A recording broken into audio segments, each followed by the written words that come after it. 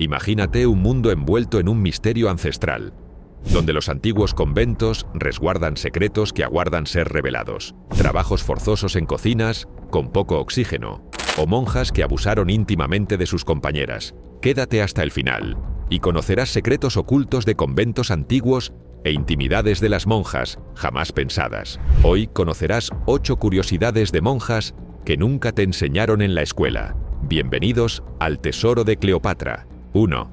La cocina del infierno.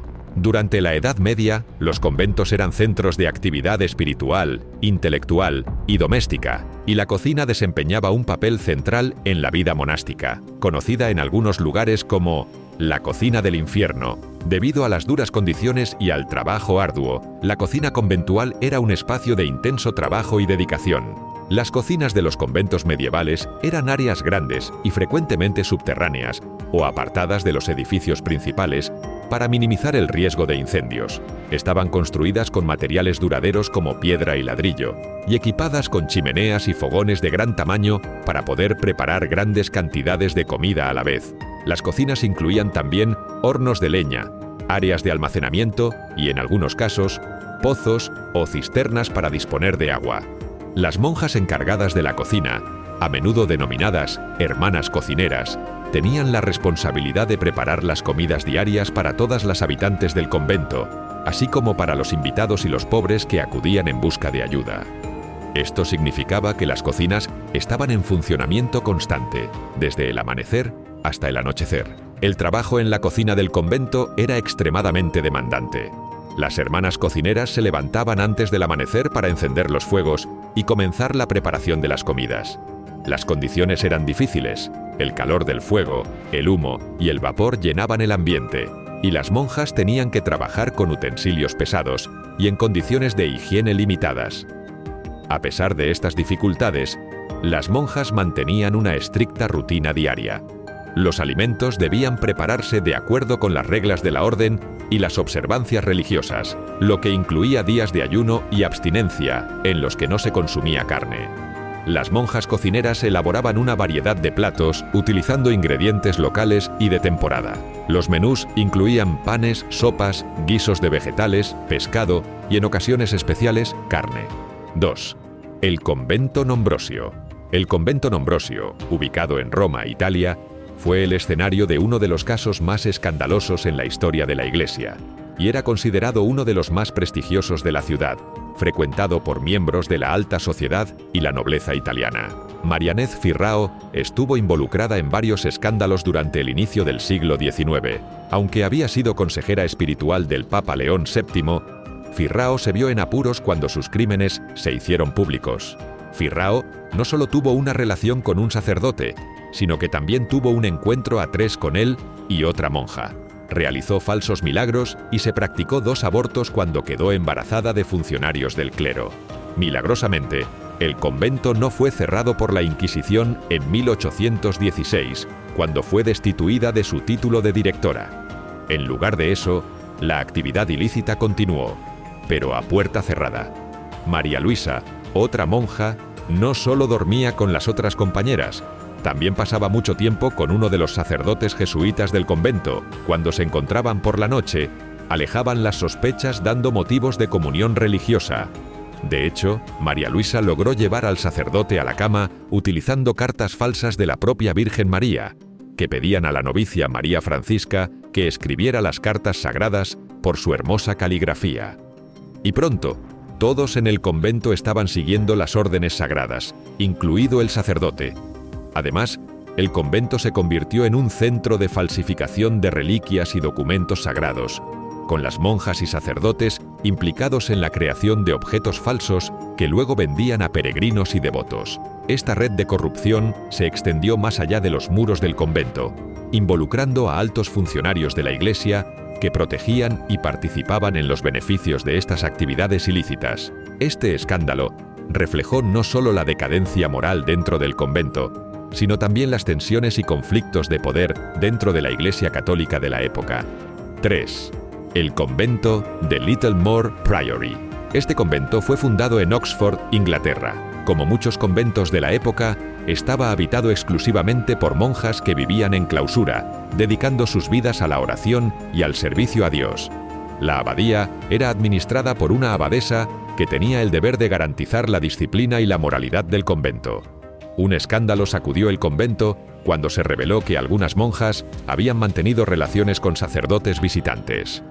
Juan de Cantelupe, una de las monjas, fue la principal responsable de los escándalos. Ella había mantenido relaciones con varios sacerdotes, incluyendo al padre John de Sestre, quien era un visitante frecuente del convento. Cuando la abadesa, Richard de Charlton, descubrió los escándalos, inició una investigación. La investigación descubrió que varias otras monjas también habían mantenido relaciones con sacerdotes visitantes.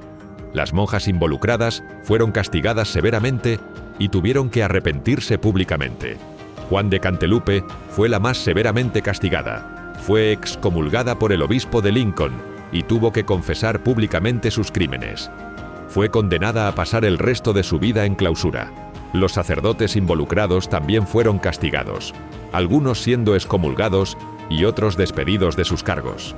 Los escándalos íntimos en Littlemore Priory conmocionaron a la sociedad de la época, sacudieron la reputación de la abadía y plantearon dudas sobre la integridad de la Iglesia en Inglaterra. La revelación de los escándalos llevó a una investigación más amplia de las actividades de los conventos en Inglaterra. Littlemore Priory continuó existiendo por algunos siglos más, pero nunca se recuperó completamente de la revelación de los escándalos. El convento finalmente fue disuelto en 1536, durante la Reforma inglesa, cuando muchos conventos fueron cerrados por el rey Enrique VIII. 4. Benedetta Carlini. Fue una monja italiana conocida por sus visiones místicas y profecías. Nació en 1591 y entró en el convento de Vellano, en la región de Toscana, a los 17 años. Benedetta destacó rápidamente entre las otras monjas debido a sus visiones místicas y sus relatos de conversaciones con Jesucristo y la Virgen María. También ganó fama por sus habilidades como curandera, siendo consultada por personas de la región que buscaban alivio para sus males. Sin embargo, la vida de Benedetta cambió radicalmente cuando se convirtió en abadesa del convento en 1619.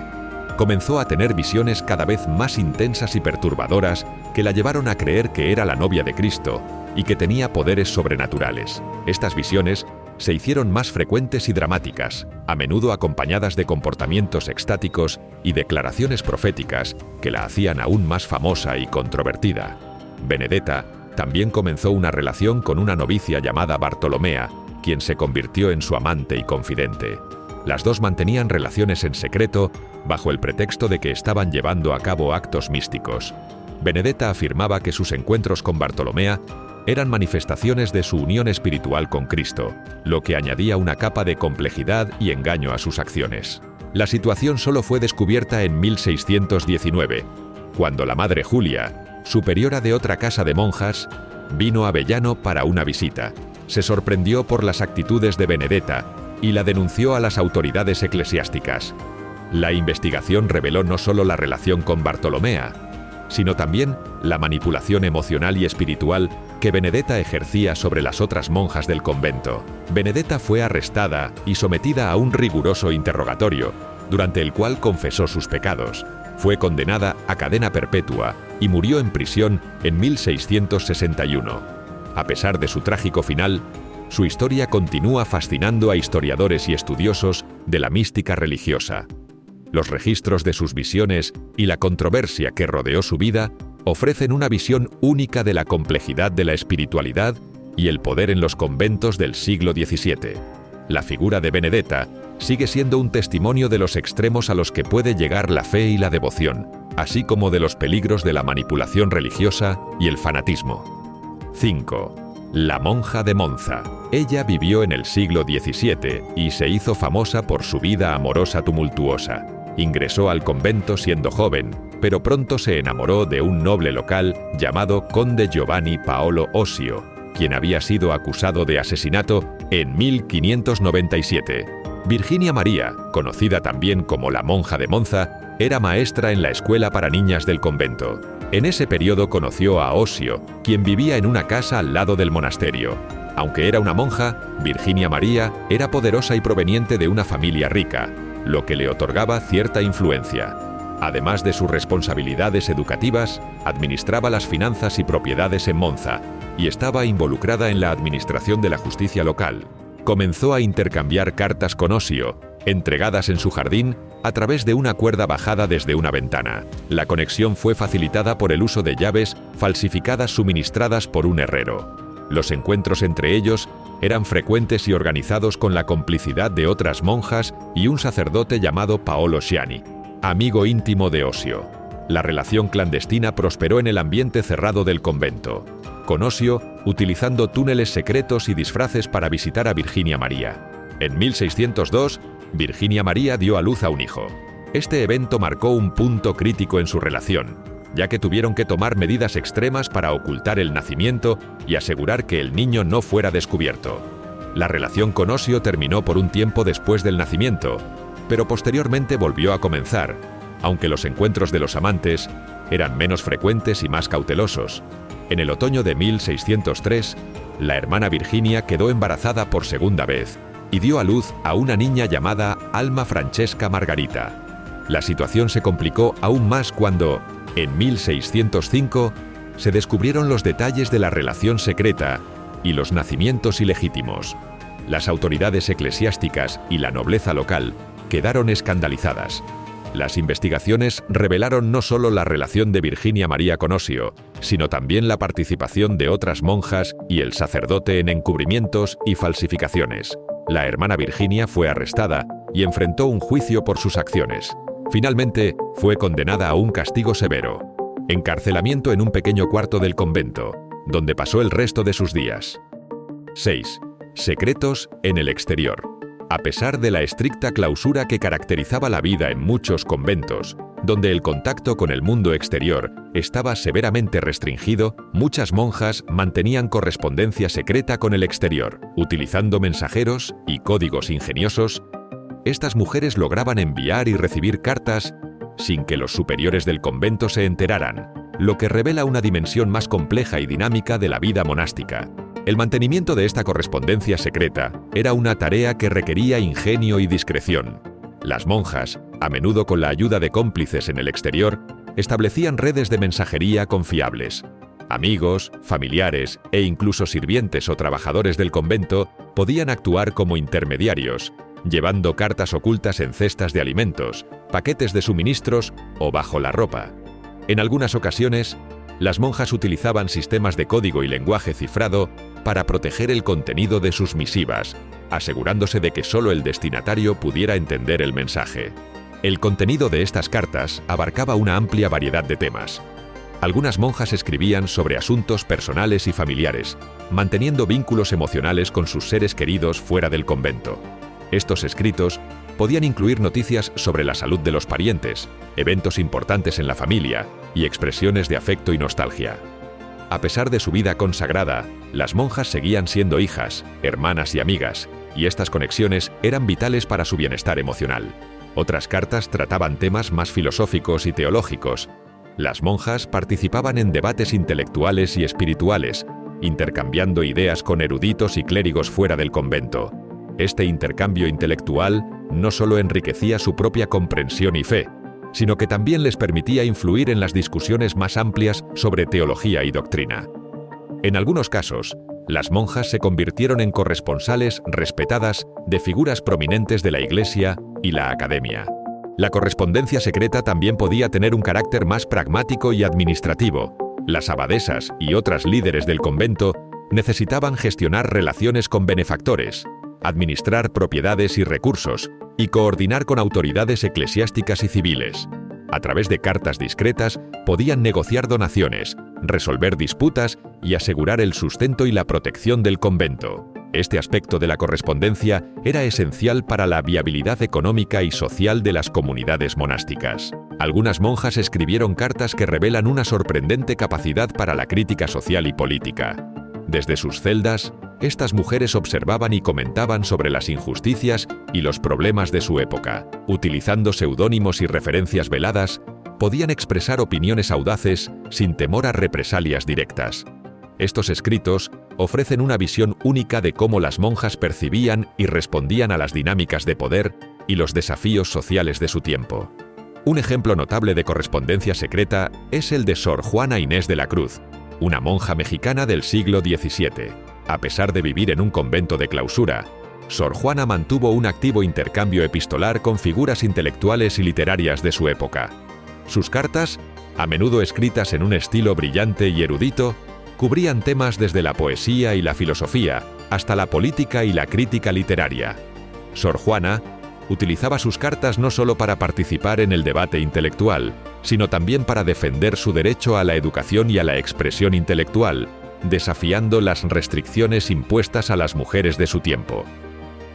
A través de estas redes de correspondencia, las monjas pudieron mantener una conexión vital con el mundo exterior, enriqueciendo su vida espiritual e intelectual a pesar de las barreras físicas de la clausura. Estos intercambios epistolares revelan la resiliencia, la inteligencia y la creatividad de las monjas, quienes, a pesar de las restricciones, encontraron formas de ejercer influencia y mantener vínculos significativos más allá de los muros del convento. 7. Monjas estigmatizadas. Algunas monjas en la historia han sido conocidas por experimentar estigmas, fenómeno que implica la manifestación en su cuerpo de marcas que replican las heridas de Cristo durante la crucifixión. Estas marcas, conocidas como estigmas, incluyen lesiones en las manos, pies y costado, correspondientes a los clavos y la lanza que hirieron a Jesús en la cruz. Este fenómeno es considerado un signo de especial favor divino y de conexión mística con la pasión de Cristo. Entre las figuras más conocidas que se cree experimentaron estigmas, se encuentra Santa Francisca Romana, una monja italiana del siglo XV. Según los relatos de su vida, Francisca comenzó a experimentar los estigmas después de una visión mística, en la que Jesús le mostró las heridas de su crucifixión. Las marcas en sus manos, pies y costado aparecieron repentinamente y causaban gran dolor, pero Francisca las aceptó como un regalo de Dios y una oportunidad para compartir en el sufrimiento de Cristo. Otro ejemplo famoso es el de Santa Catalina de Siena, una monja y mística italiana del siglo XV. Según sus escritos y los relatos de sus contemporáneos, Catalina también experimentó estigmas invisibles, que solo ella podía ver y sentir. Estas marcas incluían una corona invisible de espinas alrededor de su cabeza y estigmas en sus manos y pies.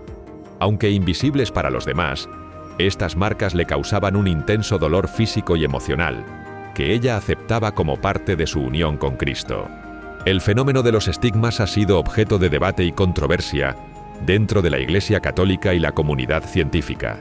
Mientras que algunos creen que las estigmas son manifestaciones milagrosas de la gracia divina, otros argumentan que pueden ser el resultado de fenómenos psicológicos o físicos, como la sugestión, la histeria o enfermedades dermatológicas. Independientemente de su origen, el fenómeno de los estigmas ha desempeñado un papel importante en la vida de algunas monjas, marcando su experiencia espiritual y su relación con la devoción cristiana. Para estas mujeres, los estigmas eran un signo de su unión con Cristo y una expresión tangible de su amor y devoción por Él. A través de su sufrimiento y sacrificio, buscaban seguir el ejemplo de Cristo y participar en su redención del mundo. 8. Cuartos íntimos. Las celdas de las monjas, conocidas también como habitaciones privadas, eran espacios de extrema sencillez y austeridad dentro de los conventos. Aunque estas habitaciones podían variar en tamaño y disposición según el convento y la posición social de la monja, compartían características comunes que reflejaban los principios de humildad y renuncia que regían la vida monástica. En primer lugar, las celdas eran espacios reducidos, diseñados para cumplir con las necesidades básicas de la vida diaria. Generalmente consistían en una única habitación que servía como dormitorio, sala de estar y lugar de oración. Estaban amuebladas de manera sencilla, con muebles básicos como una cama, una mesa pequeña, una silla y un armario o estantería para guardar pertenencias personales y objetos devocionales. La decoración de las celdas era igualmente austera. Las paredes solían estar pintadas de blanco o en tonos neutros, sin adornos ni decoraciones ostentosas. Sin embargo, cada monja tenía la libertad de personalizar su espacio con objetos devocionales, imágenes sagradas, rosarios, crucifijos y libros de oración. Estos objetos eran de gran importancia para las monjas, ya que les proporcionaban consuelo espiritual y le recordaban su compromiso con la vida religiosa. A pesar de su sencillez, las celdas eran lugares de profunda intimidad y reflexión personal para las monjas. Allí, podían retirarse del bullicio del convento y dedicarse a la oración, la meditación y la lectura espiritual. Las celdas ofrecían un refugio tranquilo, donde las monjas podían encontrarse consigo mismas y con Dios, fortaleciendo su vida interior y su relación con lo divino.